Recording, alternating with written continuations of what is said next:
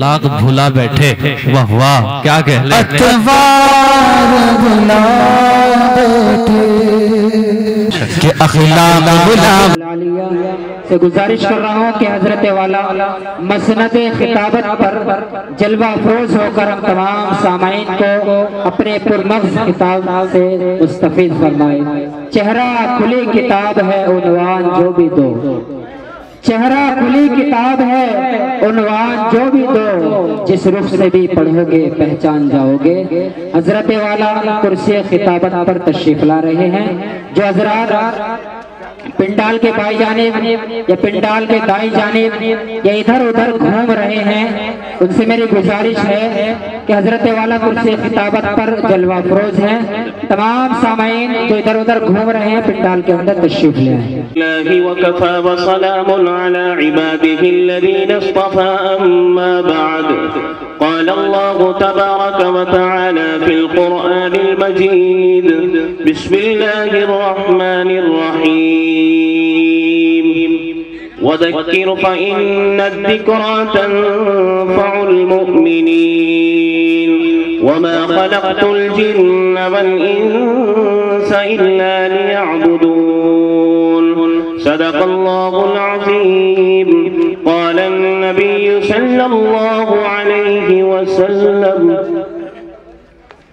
الدنيا سجن المؤمن وجنة الكافر أو كما قال رسول الله صلى الله عليه وسلم۔ اسٹیج پر رونق افروز علماء دین،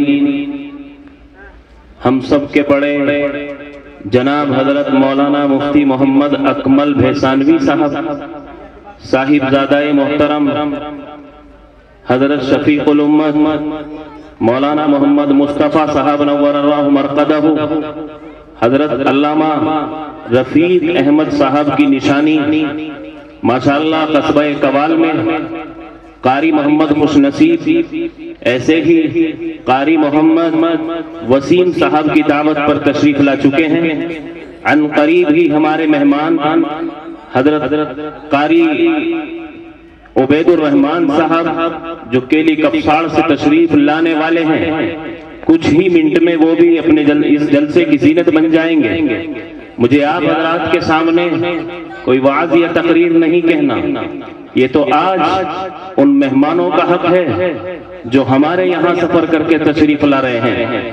بہرحال انتظام کے تحت 5-10 منٹ کے لیے مجھے بھی آواز دے دی گئی، آپ کے سامنے حاضر ہو گیا۔ اللہ تبارک و تعالیٰ کے مقدس کلام کی 2 آیتیں پڑھی ہیں، ایک حدیث کا سہارا لیا ہے۔ اللہ تبارک و تعالیٰ کچھ اہم بات بتانے کی اور ہم سب کو اللہ پاک عمل کی توفیق نصیب فرما دے۔ میرے بھائیوں، ہم انسان ہیں، اللہ نے ہمیں عقل دی ہے، ہمارے اندر دماغ دیا ہے، اور تمام انسانوں میں سے ہمیں چھانٹ کر ایک قیمتی سرمایہ ایمان کا دیا ہے۔ انسانوں میں بھی فرق کر دیا۔ پہلے تو اللہ نے تمام انسانوں کی تعریف کی ہے، لَقَدْ خَلَقْنَا الْإِنسَانَ فِي أَحْسَنِ تَقْوِيمٍ، کہ انسان سے بہتر کوئی مخلوق نہیں، یہاں تک کہ انسان سے پہلے ایک مخلوق اللہ تبارک و تعالیٰ نے جو نور سے پیدا کی ہے، جنہیں نہ کھانے کی ضرورت ہے، نہ جن کے کپڑے گندے ہوتے ہیں، نہ پیاس لگتی ہے، نہ کوئی اور تقاضا ہے، اللہ تبارک و تعالیٰ نے وہ اپنی عبادت کے لیے پیدا کی ہے۔ خانہ کعبہ کے اوپر آسمانوں میں ایک اور خانہ کعبہ ہے جس کو بیت المعمور کہا جاتا ہے۔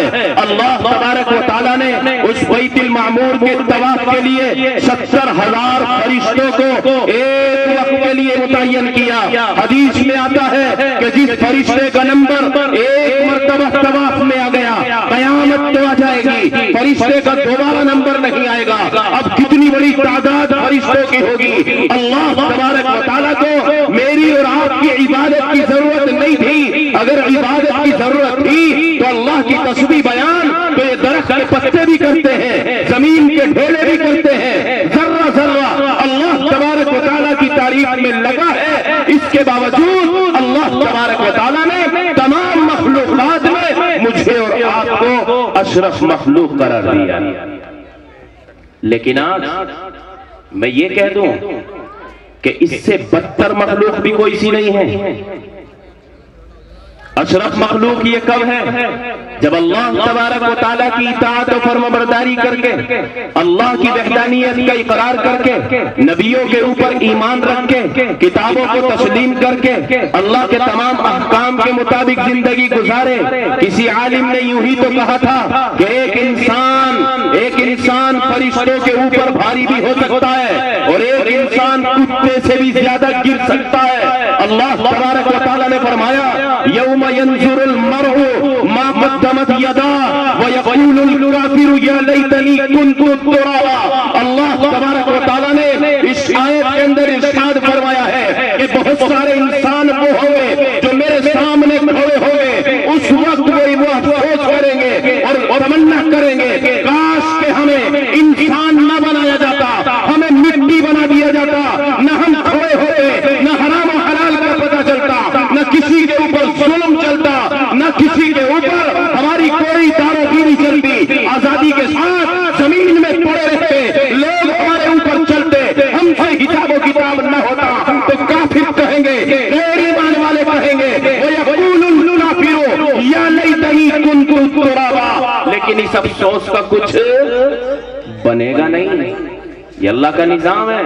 اللہ نے جس کو انسان بنایا ہے، اللہ نے جس کو جانور بنایا ہے، وہ اس کی اپنی مرضی ہے۔ ایک انسان فرشتوں کے اوپر بھاری کیوں اور ایک انسان کتے سے بھی زیادہ نالائق کیوں؟ میرے بھائیوں، جس کے سینے میں ایمان نہ ہو، خدا کی قسم جب کل قیامت آئے گی، میدان محشر لگے گا، پوری انسانیت اس میں جمع ہوگی تو کل پتہ چل جائے گا یہ جو کتا جانور ہے، یہ جتنی بھی 18,000 مخلوقات اللہ نے کم و بیش بنائی ہے، جو جانور ہیں، ان سے کوئی حساب و کتاب نہیں ہے۔ یہ اپنی دنیاوی زندگی گزارتے ہیں، وقت متعینہ پر ختم ہو جاتے ہیں، مٹی میں مل جاتے ہیں، نشانات بھی ختم ہو جاتے ہیں، علامات بھی ختم ہو جاتی ہیں، تو ان کا کوئی حساب و کتاب نہیں ہے۔ ایک انسان ہے کہ جس کو اللہ نے زندگی میں دنیا میں رہنے کا موقع دیا، حرام و حلال کو اس کے سامنے رکھا اور تمام چیزوں اور احکاموں کو اس کے سامنے کھلی کتاب کی طرح کیا، پھر بھی غفلت کی زندگی گزارتا رہا۔ اب وہ انسان جب اللہ کے یہاں جائے گا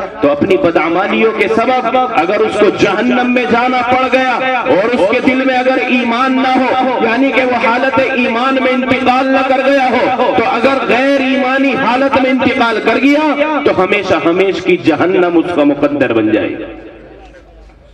اب جو آدمی ہمیشہ کی جہنم میں کود جائے وہ بہتر ہے یا وہ کتا بہتر ہے جو مر کے مٹی میں مل گیا ہے؟ میرے بھائیوں، اشرف مخلوق ضرور ہیں، لیکن اس کو اشرف اور مشرف اخیر تک رکھنے کے لیے یہ ایمان کی کسوٹی ہے۔ یہ ایمان ہے جو میرے اور آپ کے سینے میں ہے، اور ایمان آنے کے بعد انسان کو جیسا ہو جانا چاہیے، خدا را ہم سب ایسے ہی ہو جائیں۔ آج ذرا سی ایمان کی دولت اللہ تبارک و تعالیٰ نے ہمیں بن مانگے عطا کر دی، مسلمان کے گھر میں پیدا کر دیا، باپ نے مسلمانی نام رکھ دیا، مسلمان ماں نے گود میں لے کر دودھ پلایا، مسلمان بھائی کی ہاتھ میں انگلی دے کر اس کی انگلی پکڑ کر چلنا سیکھ لیا۔ ارے میرا اور آپ کا ایمان پر گیا کیا ہے؟ اسی لیے تو ایمان کی قدر نہیں ہے، ذرہ برابر بھی احساس نہیں ہے کہ اللہ تبارک و تعالیٰ نے یہ اتنی بڑی دولت ہمیں بن مانگے عطا کی ہے۔ میرے بھائیوں، یہ اللہ کی اتنی بڑی نعمت ہے کہ ساری دنیا میں اس نعمت کا کسی نعمت سے مقابلہ نہیں کیا جا سکتا۔ اسی ایمان کو بچانے کے لیے تو یہ مدارس کا سلسلہ ہے، اسی ایمان کو بچانے کے لیے تو مساجد کا وجود ہے، اسی ایمان کو بچانے کے لیے تو خانہ کعبہ کا طواف ہے، اسی ایمان کو بچانے کے لیے تو صفا مروہ کی دوڑ ہے، اسی ایمان کو بچانے کے لیے تو مقام مینا ہے کہ جہاں اللہ کے حضور قربانی دے کر ہم اپنے ایمان کو ظاہر کرتے ہیں۔ لیکن افسوس ہم ایمان والے ہو کر بھی اپنے اندر وہ خامیاں پیدا کر لیتے ہیں، وہ غلطیاں بھر بیٹھتے ہیں، اپنے ذہنوں میں وہ گرد و غبار بٹھا لیتے ہیں۔ اللہ کے حبیب نے فرمایا ایک صاحب ایمان اپنے دل میں ایمان رکھ کر اپنی زبان سے کسی کو تکلیف پہنچائے وہ بہتر ایمان نہیں ہے، وہ کامل ایمان نہیں ہو سکتا۔ کوئی آدمی کسی کے پیٹھ پیچھے ایسی باتیں کہے کہ جس کی باتوں سے اس کو تکلیف ہو جائے، اللہ کے حبیب نے فرمایا چگل خوری کرنے والا اپنے بھائی کی پیٹھ ہے کوئی ایسی برائی کا تذکرہ کرنے والا کہ اگر وہ اس بات کو سن لے تو اس کے دل پر اثر ہوگا. اگر ایسی کسی نے کوئی بات کی ہے کل میدان محشر ہوگا. اسی چغلی کے سبب اللہ تبارک و تعالیٰ اس کے اوپر کے ہونٹ کو بڑھا کر گدھی تک پہنچا دیں گے, نیچے کے ہونٹ کو بڑھا کر ناک سے نیچے لٹکا دیں گے. اے اللہ کے حبیب یہ کیوں ہوگا؟ آپ نے ارشاد فرمایا یہ اس لیے ہوگا انہی ہونٹوں کو متحرک کر کے اس نے اپنے بھائی کی چغلی کی ہے. اور ہونٹوں کو بڑھانا اس لیے, جسم کو بڑھایا اس لیے کہ جسم جتنا بڑا ہوتا ہے اتنی ہی زیادہ تکلیف محسوس ہوتی ہے. اس لیے میرے بھائیوں بہت احتیاط کی زندگی گزارنے کی ضرورت ہے. میں بہت اشارے کے ساتھ کہہ رہا ہوں, بہت سادہ زندگی گزارنے کی ضرورت ہے. کسی کی طرف ذہن لے جانے کی ضرورت نہیں ہے. اگر کسی کی زندگی کو ٹٹول کے دیکھو گے, کسی کے پیچھے پڑ جاؤ گے, اگر پہاڑ سے ٹکراؤ گے تو اس کا کچھ بگڑنے والا نہیں ہے, سر آپ کا ہی پھوڑ جائے گا. آج میرے بھائیوں آج جگہ جگہ پر یہ شکایتیں موجود ہیں. اگر کوئی مدرسہ ہے اس کے بڑے سے چھوٹوں کو شکایت ہے, چھوٹوں کو بڑوں سے شکایت ہے. کہیں کوئی امام ہے مقتدیوں کو اس سے شکایت ہے, امام کو مقتدیوں سے شکایت ہے. اور اب تو نہ جانے مقتدیوں کو کیسا آلہ اور مشین ہاتھ لگ گئی ہے, پہلے ہی فیصلہ کر دیتے ہیں اس کے پیچھے ہماری نماز نہیں ہو رہی, اس کے پیچھے ہماری نماز نہیں ہو رہی. جس نماز کا تذکرہ اللہ کے نبی صلی اللہ علیہ وسلم نے کیا, جس کی پہچان نبی پاک صلی اللہ علیہ وسلم نہ بتا سکے, آپ نے کوئی پہچان نہیں بتائی ایسی کہ جو یہ اپنی نماز کے بارے میں یا کسی کی نماز کے بارے میں یوں کہہ دے کہ اس کی نماز نہیں ہوئی یا میری نماز نہیں ہوئی. کوئی ایسی مشین ہی دنیا میں نہیں آئی. یہ تو رب جانتا ہے اور بندہ جانتا ہے کہ نماز ہوئی کہ نہیں ہوئی. پہلے تو پڑھنے والا فیصلہ کرے گا میری نماز ہوئی کہ نہیں ہوئی. اپنی نماز کے بارے میں فیصلہ کر سکتا ہے. کوئی غلطی خامی جان بوجھ کر نماز میں کر دی ہے تو فیصلہ کر دے گا میری نماز نہیں ہوئی. لیکن یہ کون سا فیصلہ ہے کہ پڑھانے والا قاری صاحب ہے, پڑھانے والا عالم ہے, پڑھانے والا حافظ ہے, پڑھانے والا کوئی ایک عام آدمی ہے, پڑھانے والا کوئی امیر صاحب ہے, پڑھانے والا کوئی اور ہے, اس کے پیچھے تو ہماری نماز نہیں ہوگی کیونکہ ہماری سونے کی نماز ہے. یہ مٹی کی نماز پڑھائے گا تو ہماری تو نہیں ہوگی. اور پاس میں کچھ نہیں ہے, ذرا سا بھی کچھ نہیں. جھولی میں جھانک کر کے دیکھو تو کچھ نہیں ہے, خالی ہے. ایک ہی کشتی کے سوار ہے, کچھ نہیں بنتا الگ جھولی میں. لیکن پھر بھی اللہ ذرا سا کچھ دے دے تو وہ ہم سے سمیٹ کے نہیں رکھا جاتا.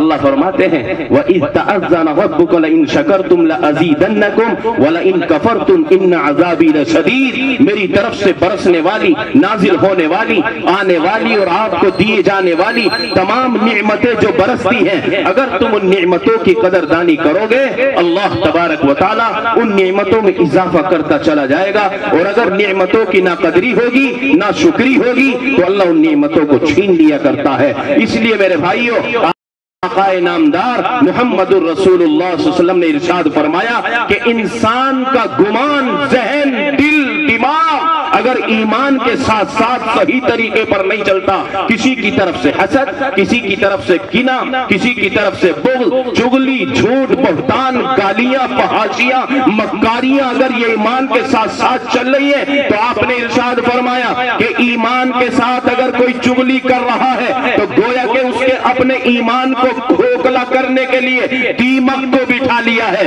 اور جس طرح دیمک لکڑی میں لگ کر ایک نہ ایک دن اس کو تباہ کر دیتی ہے, ایک نہ ایک دن اس کو بیکار کر دیتی ہے, چلنے کے لائق بھی لکڑی نہیں رہتی, کھوکھلا ہو کر مٹی ہو جاتی ہے. آپ نے ارشاد فرمایا اگر کسی ایماندار کے اندر, کسی ایمان والے کے دل و ذہن میں چغلی کرنے کی عادت بیٹھ گئی اور وہ اپنے بھائیوں کی غیبت کرتا ہے تو یاد رکھو جن کی غیبت کی جا رہی ہے ان کا کچھ بگڑنے والا نہیں ہے, یہ اپنے ایمان کو کھو بیٹھے گا. اس لیے ایمان سونے سے بھی زیادہ قیمتی ہے. سنار کسی سونے کی انگوٹھی کو آپ کو ایسے ہی کھول کر نہیں دے دیتا, بلکہ وہ ایک پیکنگ بہترین ڈبی ہوتی ہے, پھر پنی میں ہوتی ہے, پھر وہ تھیلا بھی ہوتا ہے اور بڑی شان کے ساتھ ہاتھ میں پکڑاتا ہے. وجہ کیا ہے کہ جو معمولی سا اس میں اندر ایک پرزہ ہے وہ سونے کا ہے, وہ زیادہ قیمتی ہے, اس کی قیمت کی وجہ سے قدر ہو رہی ہے۔ میرے بھائیوں، ایمان سے بڑھ کر کوئی قیمتی چیز نہیں ہو سکتی جو مجھے اور آپ کو اللہ تبارک و تعالیٰ نے عنایت کی۔ اس لیے ہم اپنے ایمان کو بچانے کی فکر کریں، ہم اپنا راستہ اختیار کریں، اپنے راستے کو ایسا بنائیں کہ ہماری ذات سے کسی کو تکلیف نہ ہو۔ المسلم من سلم المسلمون من لسانہ ویدہ، آقائے رحمت نے ارشاد فرمایا مسلمان بہتر وہ ہے، مسلمان وہ ہے جس کے ہاتھ پیر ناک کان تمام اعضاء سے دوسرا مسلمان محفوظ رہے۔ اگر کسی کی زبان سے کسی کو تکلیف ہے، کسی کے ہاتھ سے کسی کو تکلیف ہے، کسی کی نگاہ سے کسی کو تکلیف ہے، تو یاد رکھو اللہ کے حبیب عرفات کے میدان میں کھڑے ہو کر کہتے ہیں، اللہ کے نبی نے سارے صحابہ کو اکٹھا کر کے ارشاد فرمایا میرے پیارے صحابہ ذرا بتاؤ مہینہ کون سا ہے؟ جبکہ آپ جانتے تھے ذی الحجہ کا مہینہ چل رہا تھا، آپ نے معلوم کیا کہ دن کون سا ہے، جبکہ آپ جانتے تھے، صحابہ کو متوجہ کرنا چاہتے تھے، تمام صحابہ متوجہ ہو گئے، مہینے کو بھی بتایا، دن کو بھی بتایا، پھر آپ نے کعبے کی طرف ہاتھ اٹھا کے کہا میرے پیارے صحابہ ذرا یہ بتاؤ اگر تمہاری موجودگی میں خانہ کعبے کی دیوار پر کوئی توہین کی نیت سے ہاتھ لگا دے گا تو تم کعبے کی محبت میں کیا کر گزر جاؤ گے؟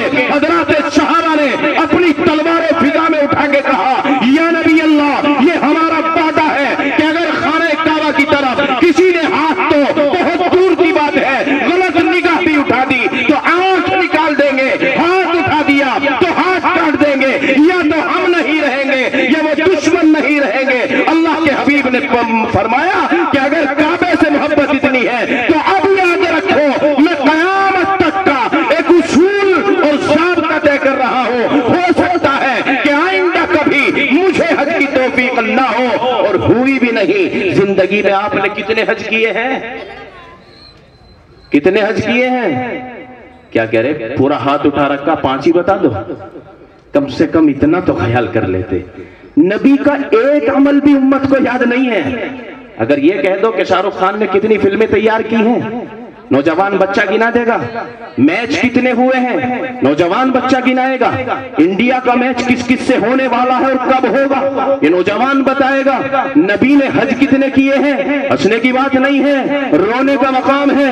جس نبی کو ہمارے لیے زندگی گزارنے کا آئیڈیل اور نمونہ بنا کر کے بھیجا گیا، لقد کان لکم فی رسول اللہ اسوۃ حسنہ، ہم اس کی زندگی میں اتنے بھی نہیں اترے، ہم نے اس کی تلاشی اتنی بھی نہیں کی، ہم اس کی کھوج میں اتنے بھی نہیں لگے کہ ہمیں یہ پتہ نہیں ہے کہ نبی آخر الزمان نے کتنے حج کیے ہیں۔ ایک حج کیا ہے، اسی حج میں آپ کہہ رہے ہیں کہ میرے پیارے صحابہ اگر خانہ کعبہ تمہیں اتنا محترم ہے کہ کوئی غلط نگاہ اٹھائے گا تم مقابلے کے لیے نکل پڑو گے، اپنی جان کی بازی لگا دو گے، تو یاد رکھو محمد الرسول اللہ اپنی زبان سے اعلان کر رہا ہے اگر کسی نے اپنے مسلمان بھائی کے دل کو ٹھیس پہنچائی ہے تو یاد رکھو گویا کہ اس نے اتنا بڑا جرم کیا ہے جیسے خانہ کعبہ کی دیوار کو منہدم کر دیا۔ کبھی احساس ہوا ہے ہماری بات سے کون پریشان ہو گیا؟ ہماری زبان سے نکلے ہوئے لفظ کس کے دل میں چبھ گئے اور زخم بنا گئے؟ اسی لیے مسلمانوں یاد رکھو، ساری رات کے نفل پڑھو اچھی بات ہے، قرآن کی تلاوت کرو اچھی بات ہے، مسواک کرو سنت ہے، روزے رکھو فرض ہے اچھی بات ہے، زکوٰۃ وقت پر ادا کرو اسلام کا قانون ہے، لیکن ان تمام عبادتوں کے ساتھ ساتھ معاملات کو سدھارنے کی ضرورت ہے، اپنے معاشرت کو سدھارنے کی ضرورت ہے۔ کس کی صحبت میں بیٹھتے ہو، کس کی صحبت میں بیٹھتے ہو اور اپنی صحبت میں کس کو بٹھاتے ہو، اپنی زندگی گزارنے کا طرز بدل لو۔ اپنی زبان سے کسی کو تکلیف نہ ہو، ہاتھ سے تکلیف نہ ہو، نگاہ سے تکلیف نہ ہو، اپنے قدموں سے تکلیف نہ ہو۔ یہ بڑی عبادت ہے جو ہر کسی کے قبضے میں نہیں۔ اگر کسی نے دکان کھولی ہے برابر میں دکان دوسرا کھولتا ہے، اگر نیت یہ ہے کہ اس کو مجھے اس کی دکان ٹھپ کرانی ہے، اس کو ستانا ہے، اس کا کاروبار ختم کرنا ہے، تو یاد رکھ ان اللہ هو الرزاق ذو القوة المتین۔ اللہ تبارک و تعالیٰ نے رزق کا وعدہ خود کیا ہے، تیرے روکنے سے نہیں رکے گا۔ اللہ تبارک و تعالیٰ 18,000 मखलूकात का राज़िक है। वो नहीं देखता कि तूने उसकी दुकान को कम करने के लिए दुकान खोली है और तेरे कम करने से उसका रिस्क कम हो जाएगा, ऐसा नहीं। यही बात आज आम जबान कहती है, एक मदरसा वो, एक मदरसा वो, एक मदरसा वो। तो क्या मुसलमानों, क्या मदरसे हर महल्ले में होने से रोजी घट जाएगी? हरगिज हरगिज नहीं हो सकता। बच्चों की तादाद भी बढ़ेगी, देने वालों की तादाद भी बढ़ेगी, मदरसे में तालीम भी होगी। 2 हाफिज यहाँ, 1 हाफिज वहाँ, 3 हाफिज वहाँ। तो मेरे भाइयों ये इजाफा की तो है। आज दारुल देवबंद 2 जगह हुए हैं, 850 तलबा एक ही दरसगाह से मौलवियत की दस्तार लेकर निकलते, एक ही जगह से। अल्लाह ने कितना बढ़ाया है, इसलिए फरमाया गया इख्तिलाफुल उलमाइर रहमा, उलमा का इख्तिलाफ रहमत है। कभी चक्कर में मत आ जाना कि वो तो आलिम उससे लड़ रहा है, लड़ाई नहीं होती, ये तराजात होते हैं, तभी तो नए मसाइल आते हैं और कोई नया रास्ता इख्तियार किया जाता है। लेकिन आवाम का इख्तिलाफ झगड़ा बन जाता है। उलमा का इख्तिलाफ तो रहमत है, अवाम का इख्तिलाफ झगड़ा बन जाता है। इसलिए आप मुत्तफिक होकर अपने कस्बे कवाल के और दीगर उलमाए किराम के साथ मिलकर अपनी जिंदगी को उनसे मिलाकर उनसे फायदा उठाकर अपनी जिंदगी को सही नहज पर गुजारने की कोशिश करो। अल्लाह तबारक व तआला मुझे भी और आपको भी अमल की तौफीक नसीब फरमाए। व आखिरु दावाना अनिल हम्दुलिल्लाहि रब्बिल आलमीन।